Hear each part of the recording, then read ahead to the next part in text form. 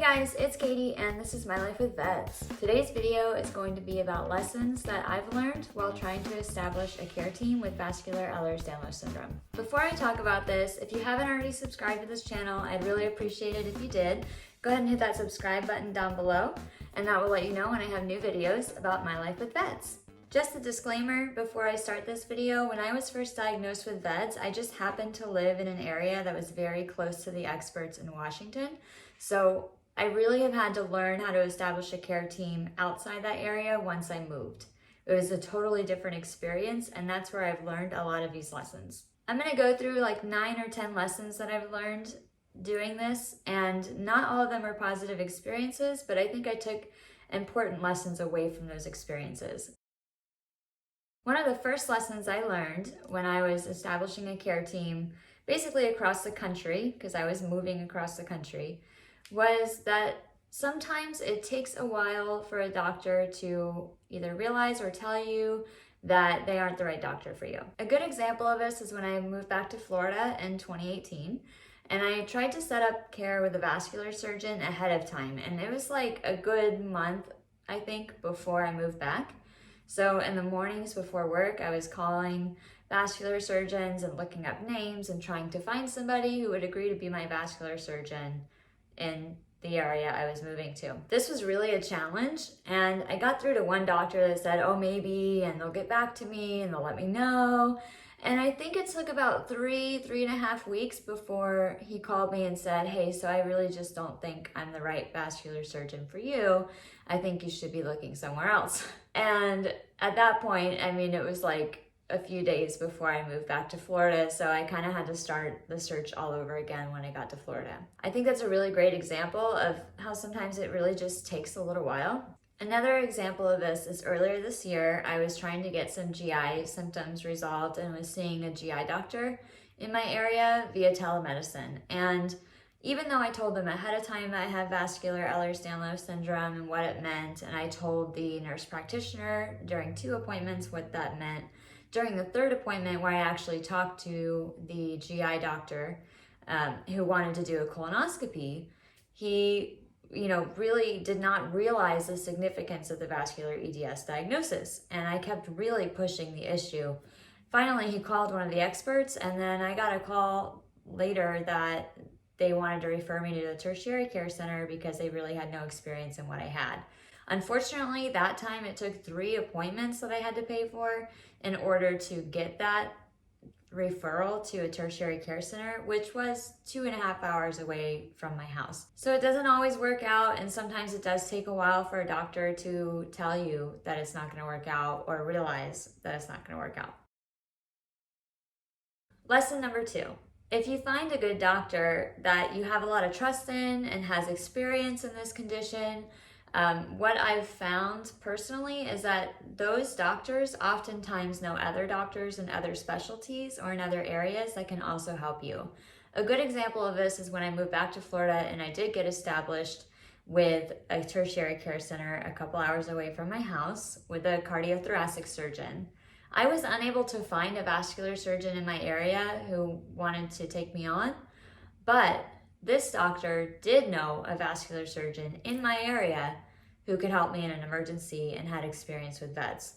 So I was able to get into that doctor, and without that connection with that doctor 2 hours away, I wouldn't have had that referral to the other one. So it was super helpful. Sometimes a great doctor can be very, very helpful in helping you establish a team. The same doctor also helped me when I moved again last year, 2 hours the other direction.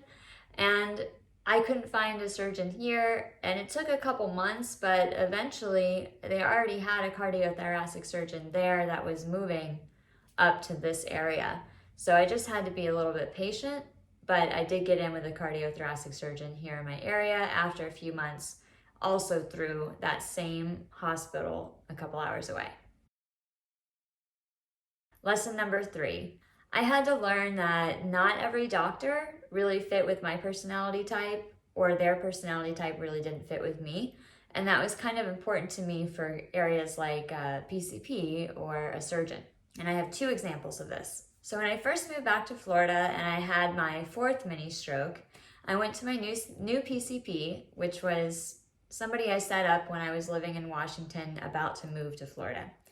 And he was really nice during the first appointment, definitely wanted to learn more about VEDS and was very interested in taking on my case. He, unfortunately, when I had my fourth mini stroke, I kind of broke down in his office because I was so frustrated about this being the fourth one, and it was like 6 months. And these kept happening and we didn't know why.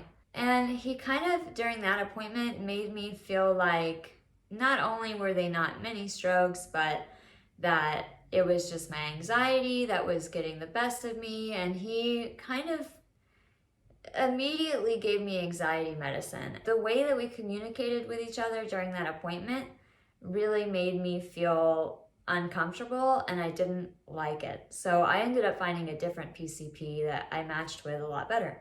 When I moved up here where I'm living now, I was also referred to a neurologist because my history of mini strokes, they had not happened for several months by the time I moved up here because we figured out what was going on. But it was just in case. And that neurologist really made me feel uncomfortable. I think what happened is that I was trying to get in with a neurosurgeon in town just in case my pseudoaneurysm had an issue and I couldn't travel to get it taken care of by one of the experts. He didn't really see the value in getting set up with a doctor ahead of time.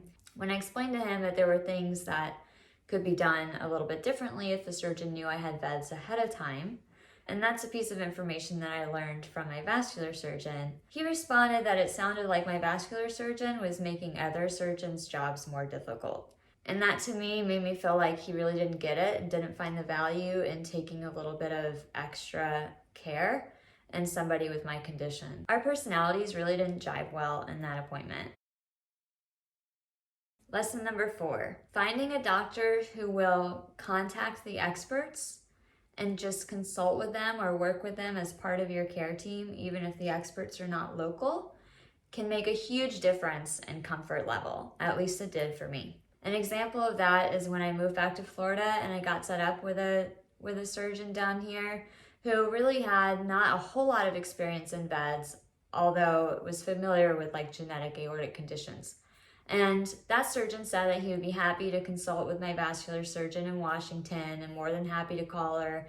You know, I gave them all the information for each other. And then I found out from my vascular surgeon that, hey, yeah, he did call and he seemed like a really great guy. And that just that level of knowledge that they did actually follow up with the expert that I was seeing in another state made me feel worlds better about what would happen in an emergency if I had an emergency here in town. It really made me feel more comfortable that that doctor would call my vascular surgeon and consult with her if he needed to.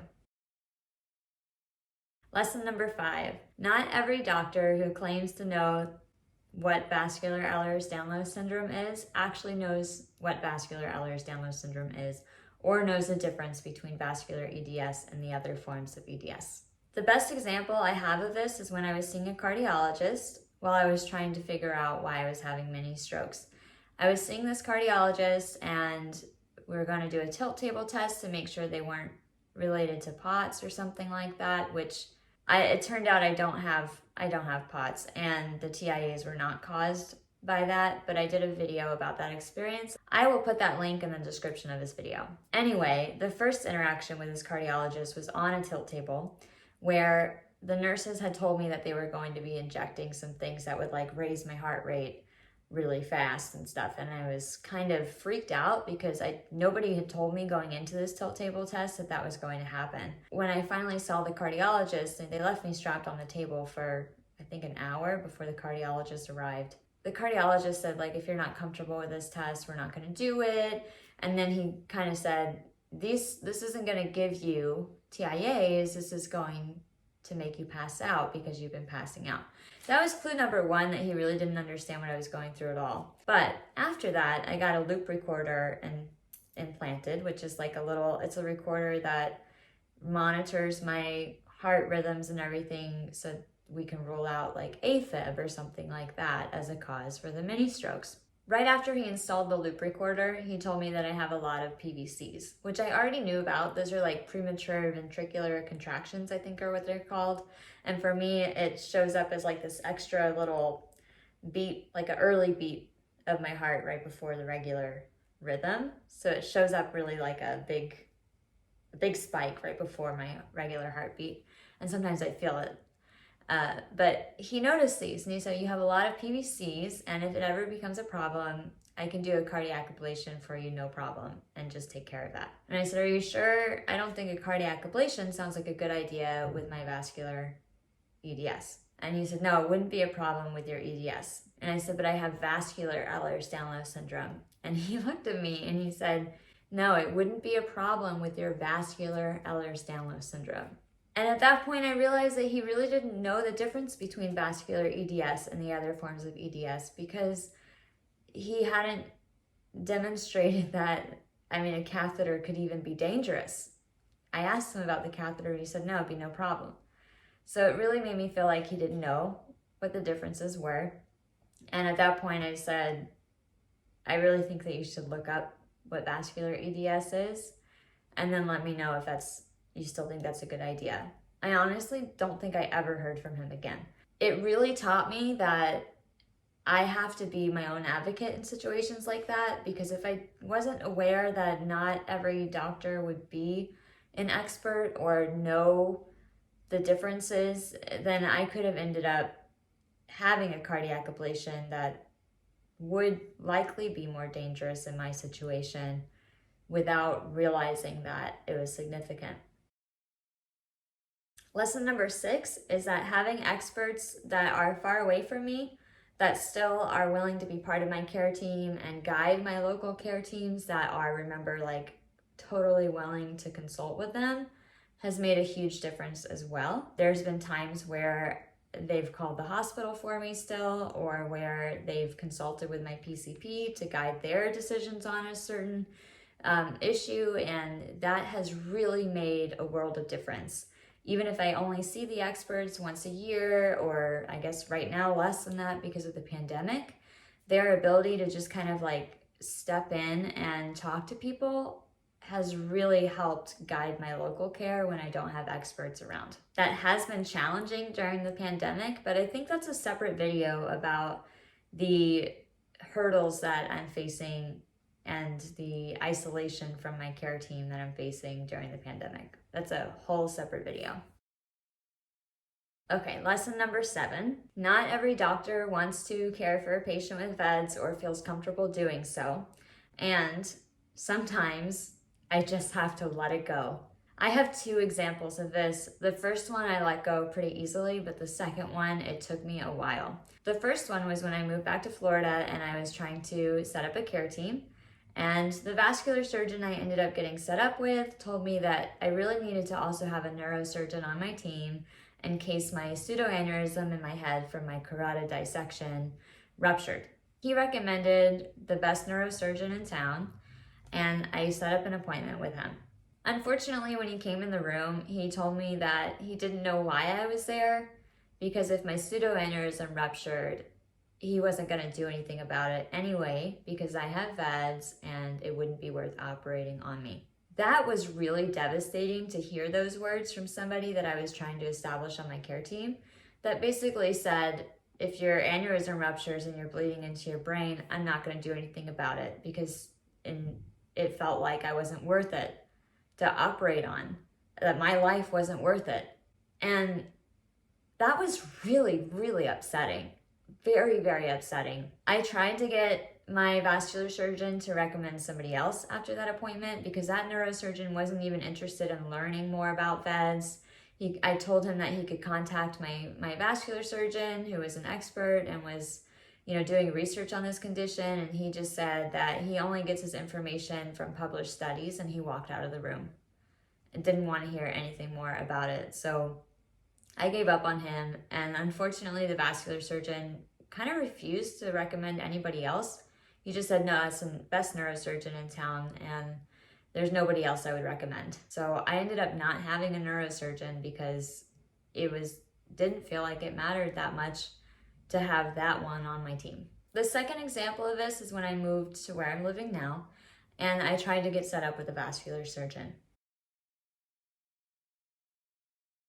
And everybody in town recommended this like top-notch vascular surgeon.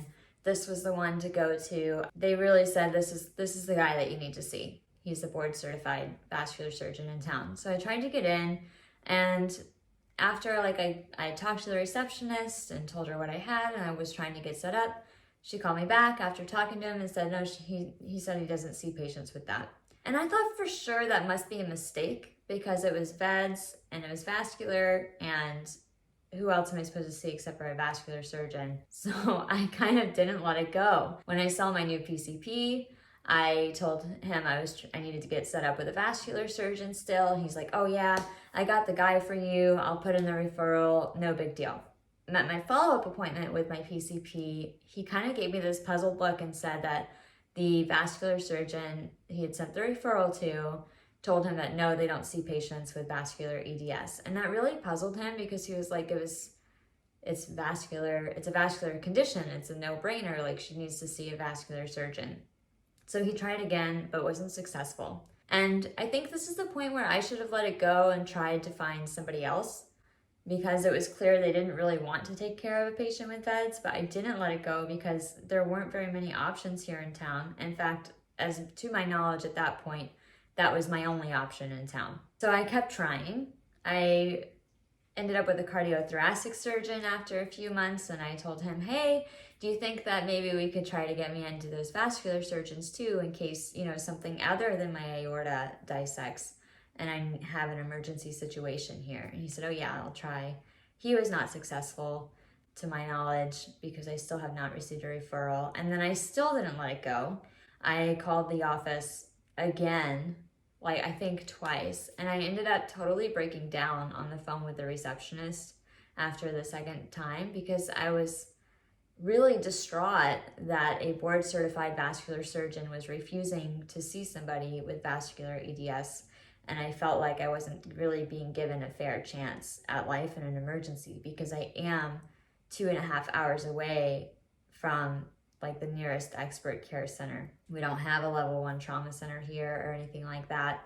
So I would have to survive a decent helicopter ride to get to that hospital in an emergency. And I kind of was worried that because the vascular surgeons at the hospital didn't want to see me, that in an emergency they also wouldn't want to operate on me. It was very challenging mentally to get through this time. This was a big lesson for me in that not everybody wants to care for a patient with VEDS. And sometimes like establishing the care team just doesn't work as well as it should. It should be a whole lot easier than this. And unfortunately, it hasn't always been that easy for me. Lesson number 8 that I've learned is that this can be super exhausting, and that sometimes I just have to give myself a little time to be exhausted and get through that exhaustion before I continue trying. It can wear me down trying to get through to doctors and trying to get care teams set up, and it is a total mess sometimes, and it's not always perfect. And sometimes I just take a break from it and say, okay, this week I'm not going to call any doctors because I need a mental break. But lesson number 9 is that finding the right doctor can be worth it.